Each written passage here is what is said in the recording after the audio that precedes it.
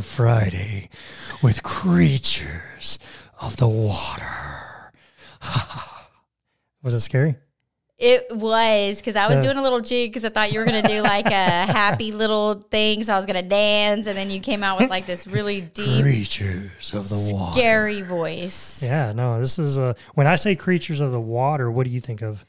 I were to say that. I think of like octopuses. Octopuses, okay. Octopi? Is it? No. Maybe it's a flock of pie?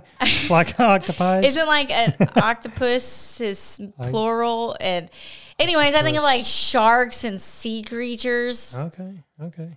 No, like Loch Ness monsters or a little bit. I just couldn't like think of the name. Godzilla type stuff. I couldn't think of a Loch Ness monster's name. So. Oh. Well, that's good because this episode is nothing about any of those, so that's cool. So there you go.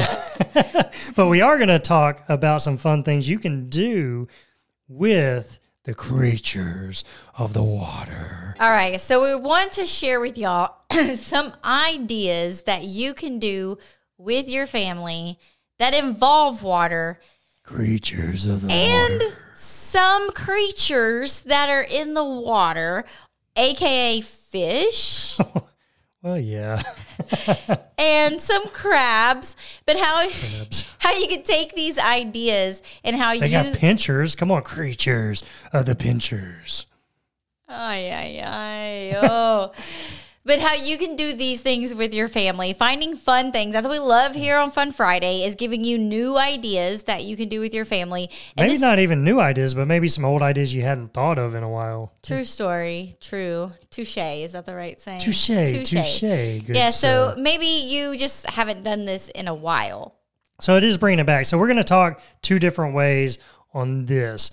We're going to talk to the people that don't mind catching things, because we know that they don't mind getting their hands dirty. They don't mind getting their hands dirty or smelly or anything like that. And then we're going to talk to some of those that would rather watch the creatures of the water. So, we're going to talk two different ways. But so we're going to kind of start it out with the catching portion of this episode. And really, we're going to start with fishing. So we're going to talk two things, fishing and crabbing. If you don't know about crabbing, that's a special one that actually Scarlett loves. I love crabbing. So I'm going to talk more on crabbing. Crazy. And I do not like fishing. She doesn't like fishing. And I'd rather fish instead of crab. So, there we go. We got the opposites attract there. So if we ever put it, we're going to be like fishing crabs, and we would have the connect, maybe? No, I don't think you can do that, but so fishing is one of those like old time favorites that are, you either love it or you hate it, or you just don't know, or you just don't know anything about it. And I can remember, especially kind of why we bring this up in blended families, is this is a great thing to connect with your kids. If your kids haven't really experienced this, or maybe y'all haven't experienced it in a while, some of my best fishing moments came when I was a kid. Like now I could take it or leave it. I'm not, a huge fisherman, which is sad. We live right here by the ocean. And I've had people tell me, you don't fish? You live in one of the best fishing spots of all. And I'm like, sorry, man. I'd rather play music. But, but I do enjoy fishing from time to time. It is something kind of outside of my normal that I don't mind doing. And I love exposing my kids to it, because when I was a kid, I really did. I had fun. Some of my best memories came from there. There was this one time, I've got to share this story because it's amazing, but I was probably no more than 12 years old, and my uncle had a boat, and we were out on one of the rivers going, and I was with my dad, my brother, and my uncle, and we were just fishing. We were fishing all day long from the boat. And there was this one time, I'm new I don't know what I'm doing, and we were fishing with minnows. And these minnows, sad little story, but if you don't know, you have to like hook them behind the tail, and you're using them as bait. Reason number one I don't like fishing is that you usually have to touch live stuff if you want to catch real good stuff. You don't always, but in that case, they're going to get eaten by big fish anyways. That's just part of life, circle of life. It's the circle of life. But, so I'm sitting here, I put the minnow on, And I'll never forget it. It's the funniest thing.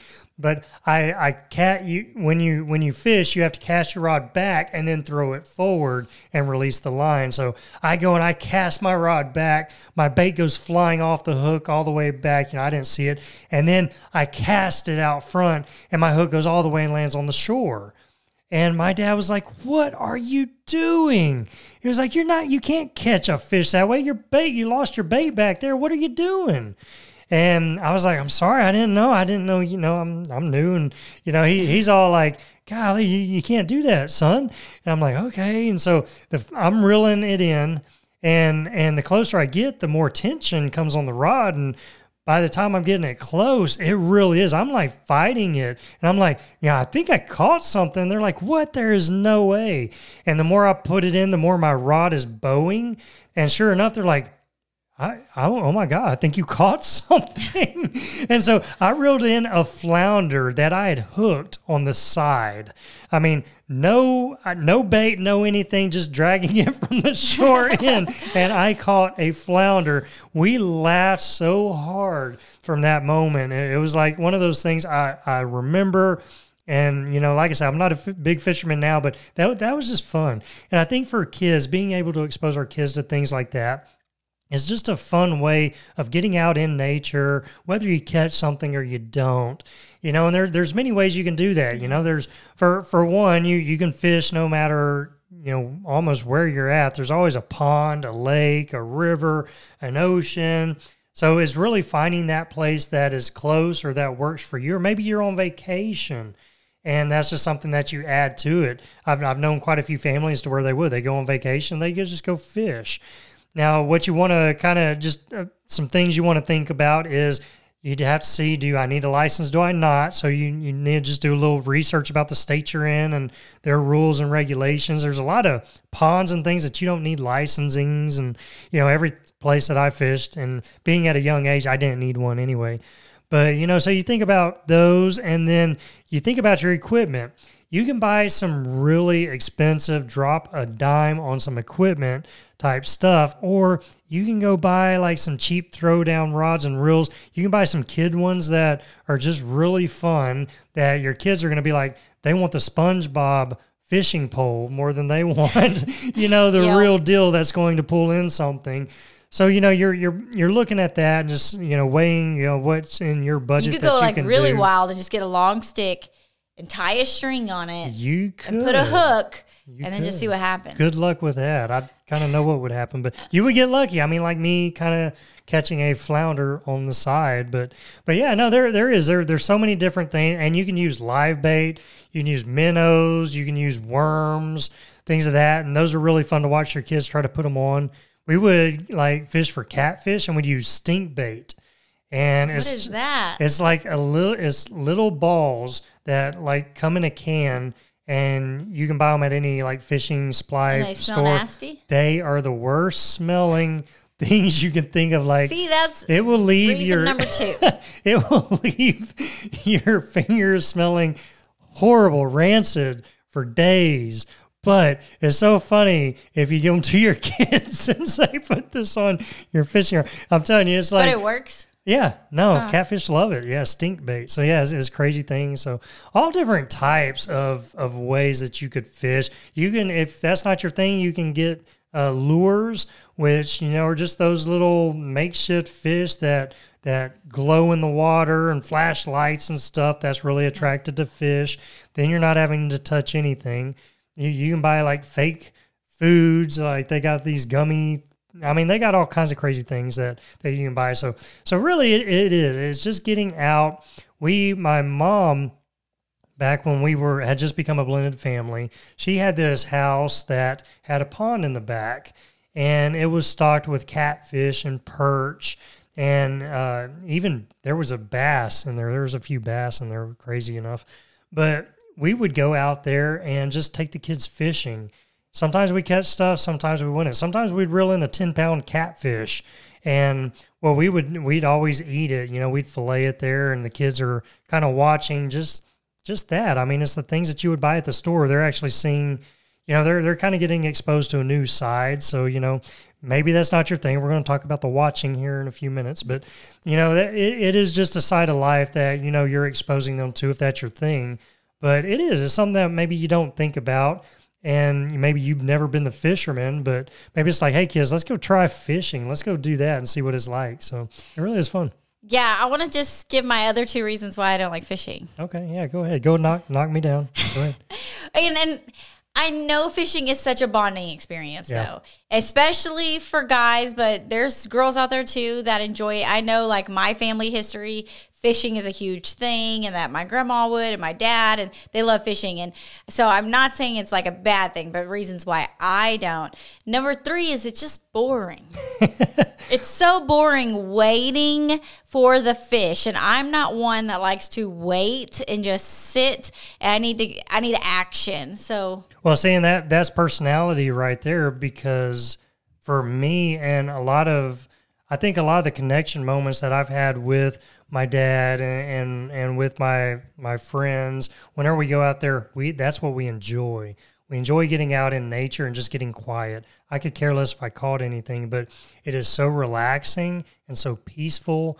Whenever you're just sitting there, you're watching the water, you're watching the birds fly, you're checking out nature, and you know there's just a calming moment that just for me kind of settles my soul a little bit. So. I mean, I like nature and calm, but for some reason, when you put a fishing pole, it's like you're losing.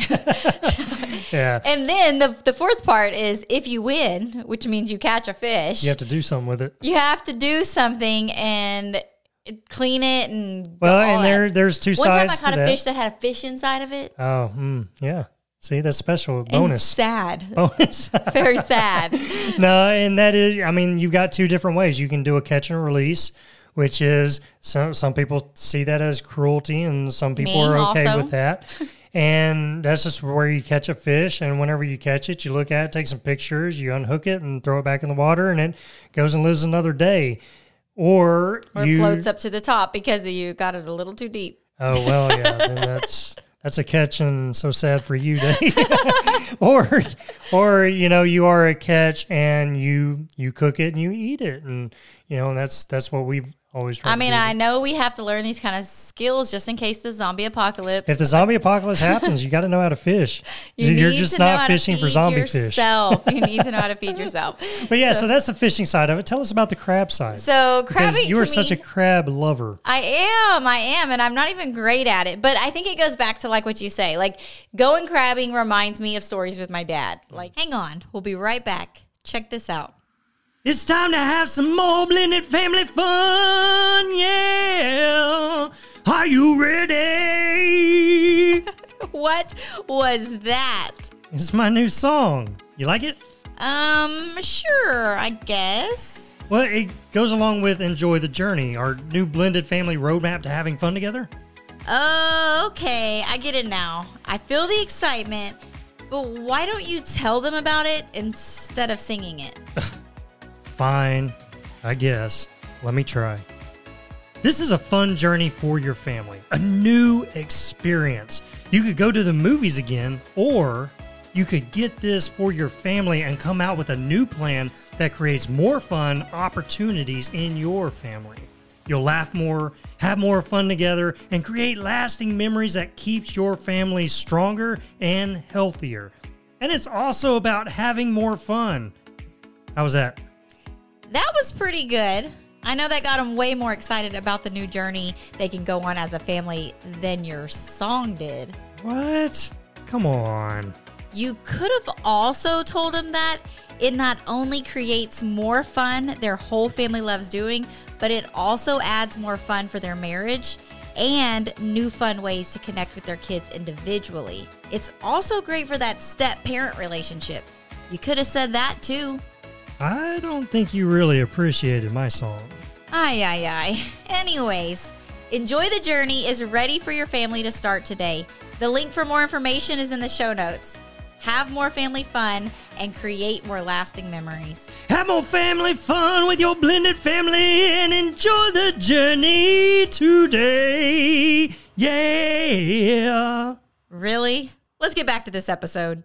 And maybe because we couldn't afford fishing poles, I don't know, but we would go crabbing, and we'd live in an area where we have creeks and there's rivers, or you would go like on the jetties of the beach, and you go buy these, what are they called? Chicken legs? Yep, chicken legs. And you can buy chicken legs for like $5 for a whole lot of chicken legs, and you get some string and you tie it around the chicken leg and you put it on the edge of the water, and the crabs just flock to it. It's like if you're in the right spot, because I've tried to go crabbing in a pond where is the wrong place to crab. So I took the kids when they were younger, and I learned the hard way that you don't go crabbing in a pond. So then I had, learning experience there. But they flock to that chicken leg, and they just start eating it, and it's like a game. You're having to like pick it up so slowly and get the net underneath it to capture it. And it's just so much fun. And you can get like 5 strings going at once, and you're just constantly moving from one string to the next. The kids can have their own string, so they're just watching over, and when they see it pull, then it's something that they can do as well. The fishing with the hook is not good, because when you have little kids trying to cast the net like Randall and do it the wrong way. My son once hooked our friend's son's cheek because he cast it backwards and it hooked him. He didn't make sure it was clear or whatever you're supposed to do beforehand. And that caused all kinds of drama. It traumatized him to where he never wanted to fish again. And he's 22, and he does not fish. Yeah, there is safety, right? There's safety in anything. And you do have to be careful. I remember being a kid, and we went deer hunting one time, and we were talking about creatures in the water. Right. Well, I'm getting there. We were, there was a point to where there was a pond, and we went fishing. So me and my brother were fishing, and my granddad had one of his friends there, and he was on the other side of the pond, had a big, fishing hat on. He was trying to do his fishing. Well, I did my back and forward, and when it went forward, it went and caught him in the hat. Like, I got really lucky that. Just for me, it's like I'm trying to pull it away, and I'm pulling his hat. It's like, stop, quit. So there are dangers in any of this. So yeah, definitely you got to practice safety and be cautious when you're taking your kids, especially involving hooks. I mean, in crabbing, I guess there's the danger that they could fall into the water, or if they pull it up, that the crab could pinch them. But I never really had any of those experiences. I just had positive experience, except the one time. Uh-oh. Okay, so this is a disclaimer, because if you're the type of person that you're not catch and releasing, we were convinced, this was just a few years ago, that we were going to catch a bunch of crabs and then cook them for dinner. But what we didn't realize is in the transition of like catching the crabs, that you have to like store them on ice in the meantime before you get them back to your house, I guess, because like the heat and stuff. So what happened was all our crabs died before we got home. And we had like 10 crabs, and they smelled so bad, and we couldn't cook them. Because you just killed a bunch of crabs. I did. It was so sad. And I called my brother up. I'm glad we could do a podcast episode on this. Yeah, don't call me up and like save the crabs, because I didn't mean to. I meant to eat the crabs. I called my brother up, which again, another relationship thing. Me and my brother don't even have that close of a relationship, but I know that these are one of the things he loves to do as well, because we grew up doing it. So I called and started asking him questions, and he gave me the how to cook the crabs, and that I should have brought like an ice chest, and that you put the crabs on the ice, and it like stuns them and freezes them till you get them home, and then you can cook them. Yeah. Oh, I'm telling you, I don't enjoy crabbing, but I enjoy eating crabs. I know. Like, you get a good king crab or a good so delicious. snow crab. Oh my goodness. So yeah, good stuff. So that's crabbing. Now, then you can go expensive. You can, it all depends on gear. A lot of people, they'll get cages and put food in the cages, and to where if they get in, they can't get out, and so there are ways. What? To That's do a that. thing. That is a thing. See, we were okay. Yeah. We did not do. Most people do the cages and devices that they actually go in to get the food, and yeah, that sounds boring too. Boring. So yeah, there are all different types of ways. We're definitely not experts here, but we're saying that, even though we don't do this all the time, like hardly ever, whenever we do it, that's just another thing that we add to things that we get to share with our kids and get to expose them to doing some of these things that we normally wouldn't do. And we create a lot of fun memories doing it, a lot of things that we'll look back and laugh on and stuff, even though we're not professionals and, we don't necessarily know what we're doing. We have to phone a friend, stuff like that. So it really is the creatures of the water. There's fishing, there's crabbing, there's so many more things, but those are the ones that are kind of easier to do with your family. And you can find that in almost any body of water that you're around. So now we're going to shift gears. And last thing we're going to talk about is if that's not your bag, if you're like, no, I ain't about all that. I ain't touching raw meat. I ain't touching no fish. You got signs, saying no, save the fish and stuff like that. Then we also love being save able the turtles. That's all I can think of. Turtles. There's a story that goes behind that, so that's funny. We'll share that later. But there's the other side of it is watching. Maybe you're more of like the bird watcher, right? So you're the fish watcher, to where there are all kinds of aquariums. I know even in our small city, we have a fish aquarium that you can go, and there's many different aquariums in it that have different types of fish, different types of just that underwater life, but that, maybe octopus and your octopi. That you can actually go and take your kids to go look at and be like, man, this is what's there. And it doesn't have to necessarily be a SeaWorld or anything huge that you want to go do, but there are these smaller things that are all around in many different cities. So it's really just kind of doing some research on what's in your area. Yeah, and it's not just aquariums, too, because, we're talking about creatures in the sea. Creatures of the water. Or of the water, sorry. Of the water. There are things like bayous and stuff where you can go and or different parks or trails that have alligators or turtles that you can go experience and look at. So we have this one place close to us. It's about a 30, 40-minute drive that we'll do on occasion. But it is known for having alligators. It's a big body of water, but it's also a campsite. They have an observatory there, and it's just a fun place that you can go and hang out and enjoy it. Oh, I know where you're going with this. But yeah, they're known for their alligators, and they've got signs to watch the alligators, things like that. Hold your dog. Oh, hold your dog, and because it really is. You can see alligators, and so we took the kids out there. We went camping one day, and it was cheap to rent, a little campsite, so we did that. And then one of the days we went walking around the lake because they have or pond or whatever it is, but they have a trail that you can go walk around it. So we're walking and just dodging the spiders and everything else that was out there. And there was this, it looked like just this ugly modeled alligator, like a statue that was sitting there and, kind of close to the water. And we're walking close to it, and Scarlett's like, oh, look, they got one of those, model alligators. Go, y'all kids, y'all stand next to it. I'm going to take a picture. So the kids are starting to walk towards this alligator lying on the bank. It was like an albino color. Like it was like a statue color that had some green on top of it. It didn't move. It didn't do anything. You probably see where I'm going with this story. In my defense. And so the kids are getting so closer to it, and all of a sudden it's like just its eye flinched. And it was like, wait a minute. Is that thing real? Is that like a real alligator? I mean, standing not even 10 feet from us. And so it's, no, kids, come back. Yeah, I have the kids, I'm trying to position them in front of the alligator so that I can snap the picture.